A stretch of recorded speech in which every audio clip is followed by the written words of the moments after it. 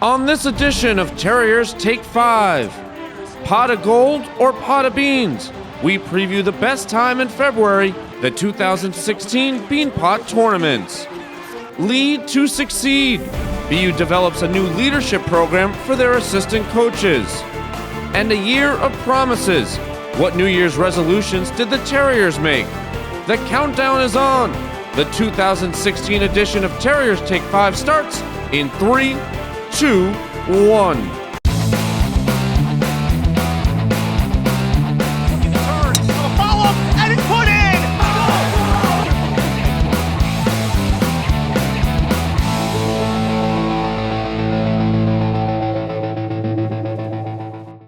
Hello all and welcome to Terriers Take 5, the 2016 edition.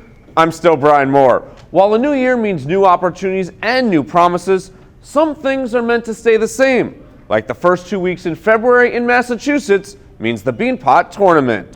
The BU men's ice hockey team will look to defend their 30th Beanpot title at TD Garden on February the 1st against Northeastern at 8 p.m. Well, obviously the Beanpot's a big event here in the city of Boston and means an awful lot to all four schools. And you know, it's nice to be going into this year's event being the defending champion. It had been a while since we had won one, probably the longest drought in a long time in the history of BU hockey. So certainly an exciting time last year to win it. It's going to be even more exciting to defend it. Obviously this year all four teams have a great opportunity in front of them. You have four quality programs, four teams that are playing well right now, so it plans to be as good a Beanpot as there's been in a long time. The Tuesday following each men's Beanpot tournament are reserved for the women. The 2016 Women's Beanpot Championship is the 38th in history and will be held at Walter Brown Arena. BU is in search of their first Beanpot title since 1981 and are trying to make their first appearance in the championship game since back-to-back showings in 2007 and 2008. Everybody's always excited for the Beanpot, and the two things that we probably have to deal with is making sure that it's constructive energy, good energy, and not, people being too ramped up to play or too ramped up to think. And the other thing we've got to make sure we're aware of is that, we can't win the game in the first minute. We can definitely lose it in the first minute or two. And, we've had a couple games that have gotten away from us in Beanpot history. As a varsity program, we want to make sure that we keep our composure in the first 5 minutes, the first period, and all the way through the game. Boston University Athletics has made it a lead priority for student athletes, establishing the Bloom Family Leadership Academy to inform, teach, and continue to pass along.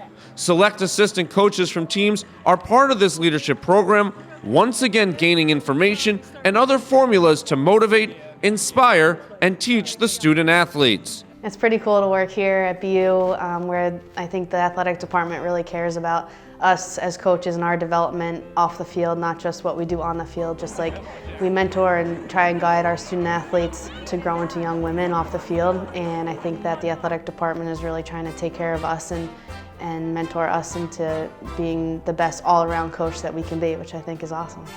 No, it's been excellent. I mean, for them to even care to try and do this for employees is exceptional, and after working here for 8.5 years, it shows they care. It shows they care about my development, my education, and how that can come back to help the program, the athletic department, and the student athletes we work with.